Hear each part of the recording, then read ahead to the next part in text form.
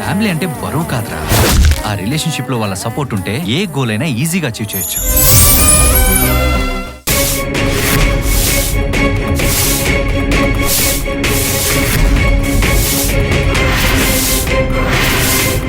మాణిక్యం, అరే ఏం చేస్తున్నావు అమ్మా నువ్వు? మా వాకిలి నువ్వెందుకు చిమ్ముతున్నావు? అత్తయ్య గారు, మా వాకిలే కాదు, మన వాకిలి.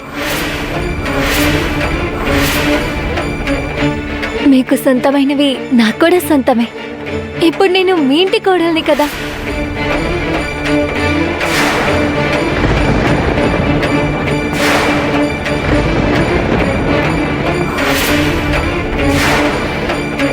మాణిక్యం చాలా వింతగా ప్రవర్తిస్తోంది, విచిత్రంగా మాట్లాడుతోంది. నేను ఉదయమే వాకిలి చిమ్మేశాను.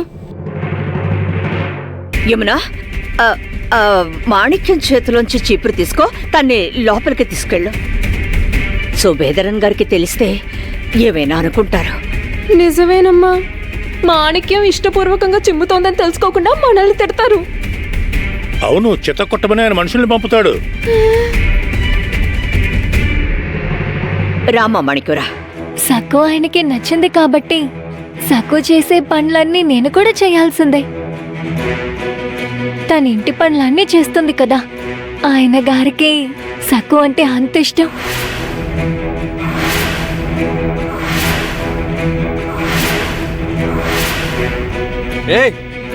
ఏం చేస్తున్నావు నువ్వు? మాణిక్యం, మొండి పట్టు పట్టకమ్మా. ముందు నువ్వు ఆ చీపుర్ని లైవో ఇవ్వమ్మా.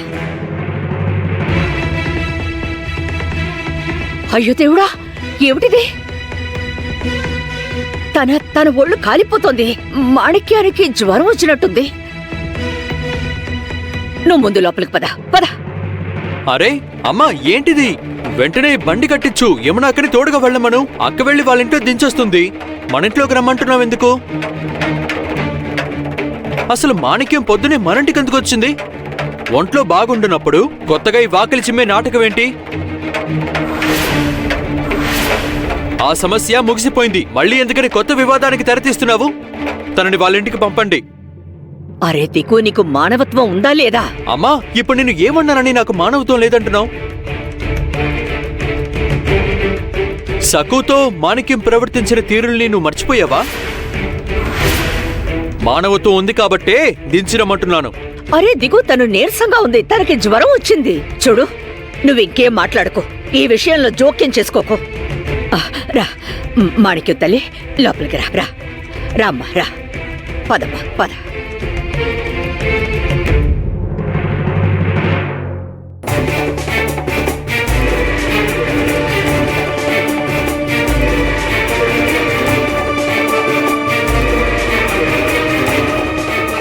భలే, ఇది అద్భుతమైన సంఘటన. నేను ఈ సమాచారాన్ని సుబేదరన్ ఇంటికి చేరిస్తే నాకు బహుమానం అందుతుంది.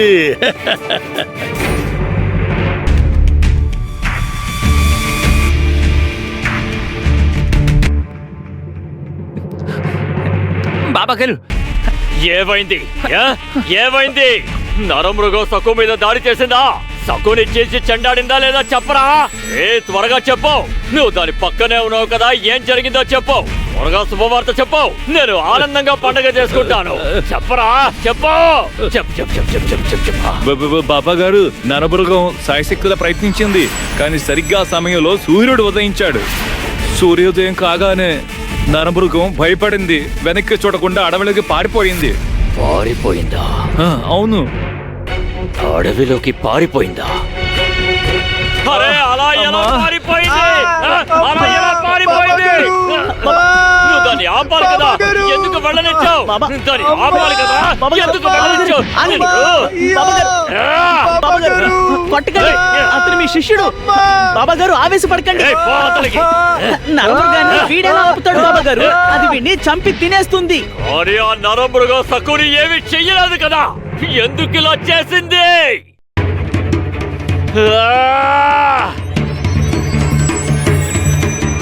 నేను దాన్ని ఎంత రెచ్చగొట్టాను కానీ చివరికి ఫలితం శూన్యం.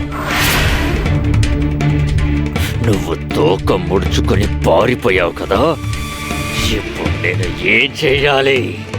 నా కర్తవ్యం ఏంటి జిగరోబా? లేదు, ముక్కు మూస్తేనే నోరు తెరుచుకుంటుంది. నేనే స్వయంగా రంగంలోకి దిగుతాను. ఏమిటి ఇలా కాలిపోతుంది? ఒంట్లో బాగోనప్పుడు ఇక్కడికొచ్చి బాకెనెందుకు కూడుస్తున్నావు? ఇలా చేయడం ఏమన్నా బాగుందా? అరే, ఈ పనులు చేయడానికి పని మనుషులున్నారు కదా. అవునమ్మా, నువ్వెంతో సుకుమారివి. చాలా గారాబంగా పెరిగావు. వాకిలి ఊడ్చడం లాంటి మోటు పనులు నువ్వు చెయ్యలేవు. ఎందుకు చేయలేను?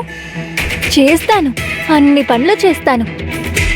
సక్కు చేయగలుగుతోంది కదా, మరి నేనెందుకు చేయలేను? నేను ఏ పనైనా చేస్తాను. సక్కు చేసే అన్ని పనులు చేస్తే ఖచ్చితంగా నేను ఆయనకి నచ్చుతాను యమునా వదిన గారు. ఎవరు చెప్పారు నీకు సక్కు పనిచేస్తుంది కాబట్టి నాకు నచ్చుతుందని? మాణిక్యం, నా సక్కుకి అనేక సద్గుణాలున్నాయి. తను సకల గుణ సంపన్నురాలు.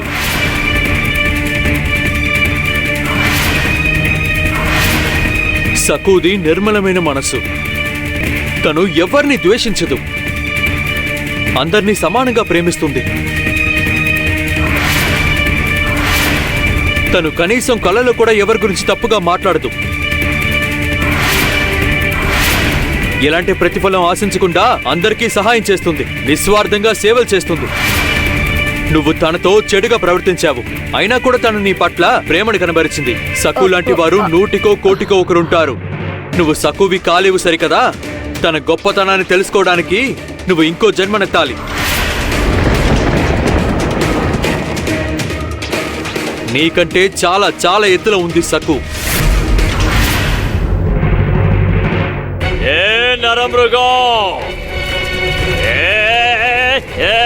మూర్ఖుడా, కూర్చో, కింద కూర్చో. నువ్వు ఇంత పిరికి పందెం అనుకోలేదు. పారిపోయి వచ్చావు కదా, ఇంతకంటే నువ్వు చనిపోయి ఉంటే సంతోషించేవాణ్ణి. నువ్వు ఈ గుహలో పస్తు నుండి చనిపోతావు, లేదంటే ఆ సక్కు చేతిలో చచ్చిపోతావు. కానీ చావడం ఖాయం. ఇక చాలా ఆపు. ఇవ్వు దాని లేవు, నీకు జ్ఞానబోధ చేస్తాను. కూర్చో, కింద కూర్చో. ఇటు చూడు, సూటిగా దీని వైపు చూడు. నేను చెప్పేది శ్రద్ధగా విను. నీ దృష్టి దీని మీదే ఉండాలి. నేను నీ భయాన్ని శాశ్వతంగా తొలగిస్తాను. చూడు, దీన్ని చూడు. ఇప్పుడు నేను చెప్పేది శ్రద్ధగా విను. ఏ నరమృగం, నీ మనసులో ఉన్న భయం మొత్తం పోవడానికి ఒకే ఒక మార్గం ఉంది. నువ్వు ఆ సక్కుని అంతం చెయ్యాలి. ఈ మాటని నీ మనసులో పదిలపరుచుకో. ఏం చెప్పాను? రట్టంగా ఊపుతావేంటి? నీలో ఉన్న భయం పోవాలా వద్దా? భయం పోవాలంటే నువ్వు సక్కుని చంపి తీరాలి.